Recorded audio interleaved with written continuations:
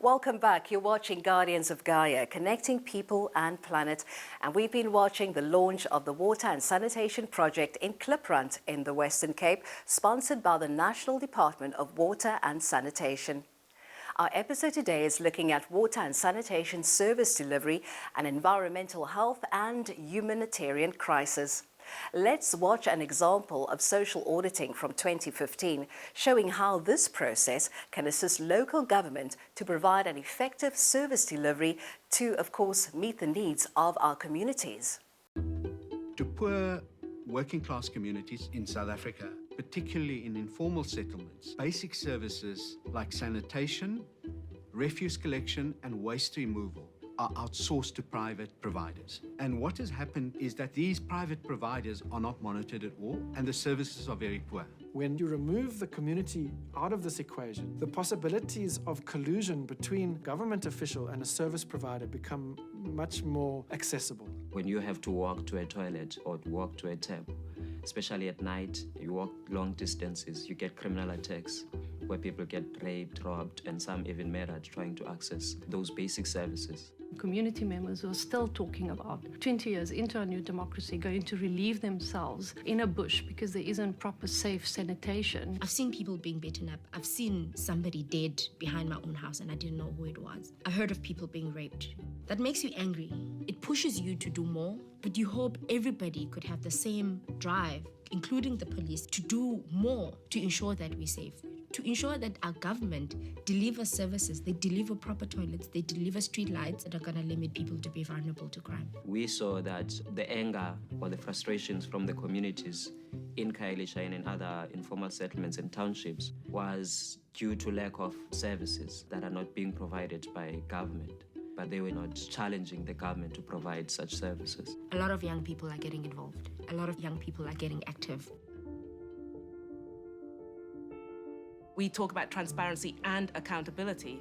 Just knowing that something happened doesn't make the people who did it stop doing it. You have to have a broader set of actors willing to demand change with that information. The social audit is a mechanism that moves the discourse from opinion and hearsay to a more rigorous process that delivers some kind of evidence with a methodology attached. The social audit is like a long process, which includes access to information, includes education, it includes engagement. And it's all about communities taking the power into their own hands to say, I have proof. These are the facilities you were supposed to deliver. This is how much you paid. This is what was supposed to happen. It didn't happen. Therefore, respond. A social audit creates a space that, even though it might be very confrontational, it creates an opportunity for discussion about evidence, the lived experience.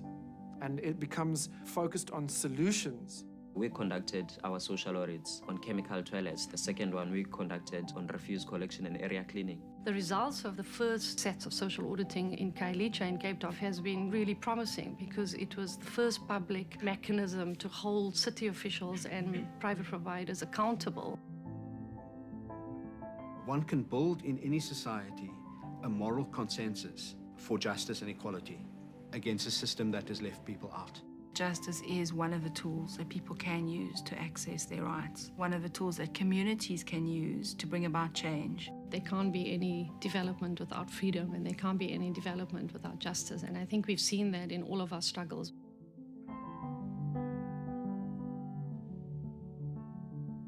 Everything has changed as a result of social auditing, not just here in South Africa, but in India and all over the world. Social auditing is much more than openness and what people call transparency. Social auditing is a strong participatory tool where the community participates in co-governing. With the power of community mobilization, you can actually effect small changes which over time could lead to a more transformed society. I do believe it's going to be a very big tool in the future for people in trying to get their rights respected, that honors and enables the full expression of people's human rights.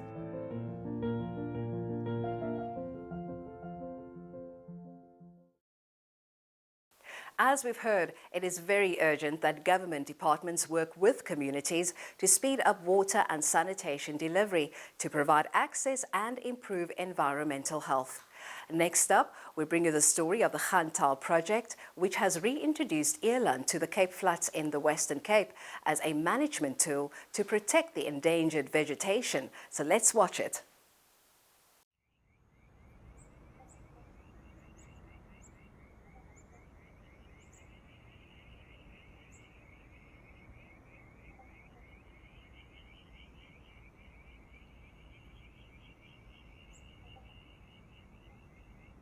We're approaching a point soon when the entire Cape Flats will be one big metropolitan area, and we need ambassadors. And sometimes it's better not having people being your ambassadors, so you have the natural animals talking for themselves.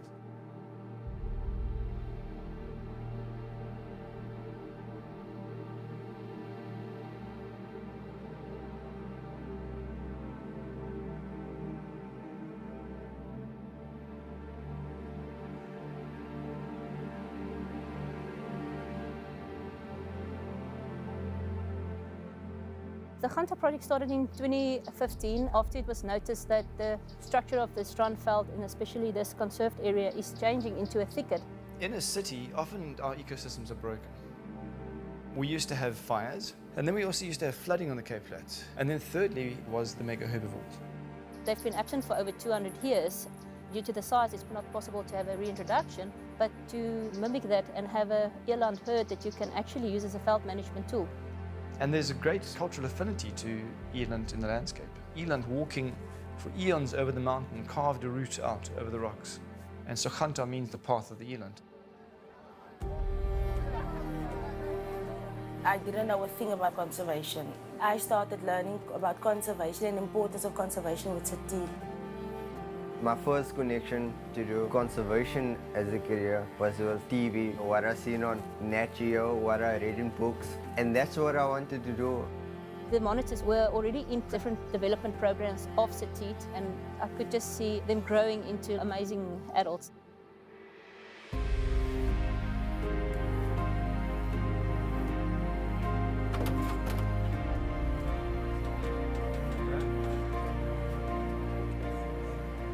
I went into the boma and started working on trust with them. 2 days later, the monitors were in the boma and the eland were eating out of their hands.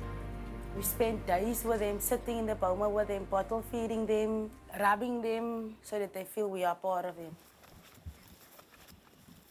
Are you going to get the plants?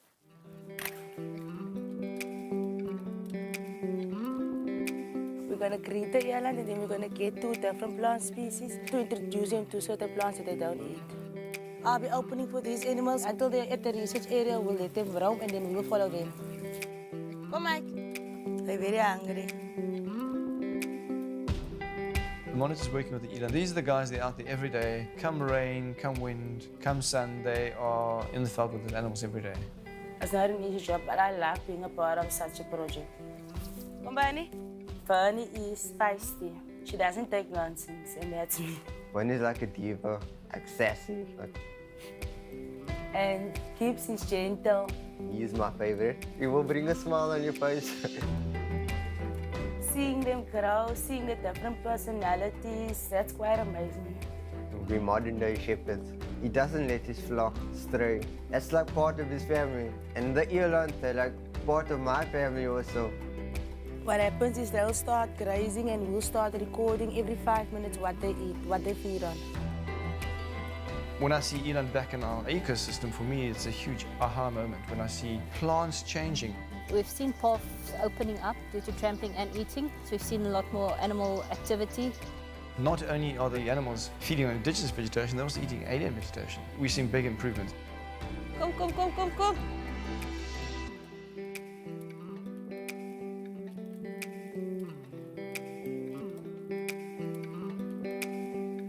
We've tried to train them so that we don't have to use drugs and limit stress. Let them browse, they do their thing for a few months and keep rotating them through Cape Town. To me, feeding an eland is like a dream come true. I'm excited because this is my first time seeing an eland. There's a lot of people that stays around here that doesn't know about the Chantal project. Most people come up to the fence. We didn't know this is here. You need buy-in from your local communities. You can't just put a fence around something and keep people out. You need to have them involved, understand what's happening, and that's, I think, the way to go about especially urban conservation.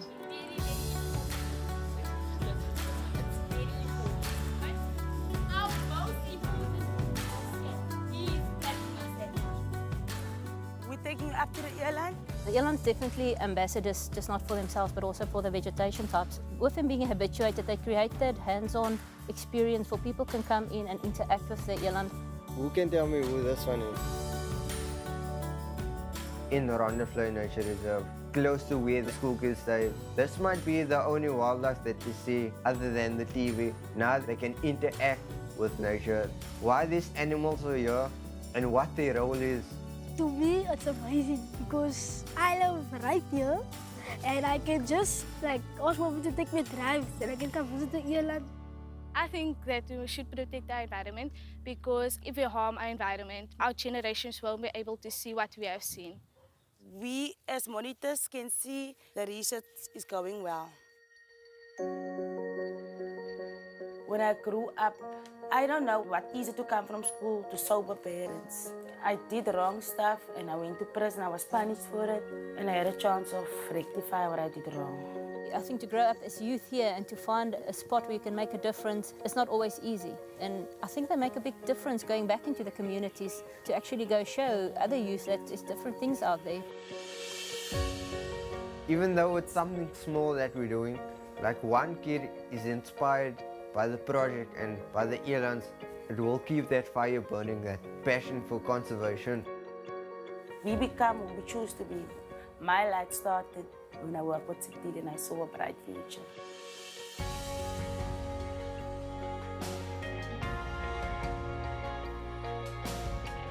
I've been with them about 2.5 years now. It's actually become quite a family, especially with Uniqua. It's more than just 5 eland. It's a chance to connect people in a meaningful way to nature inside a city who are otherwise never going to get that chance. Cape Flats Dune Strandveld is so close to my heart. I've fallen in love with it. It's up to us to follow our hearts to make a difference. Without nature, there is no us.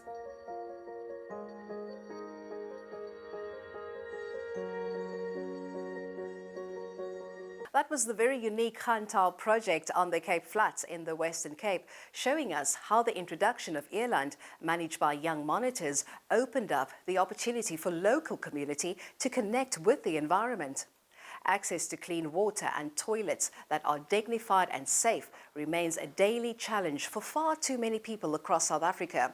So let's keep on unpacking how we can improve environmental health as we face more droughts and manage decreasing water.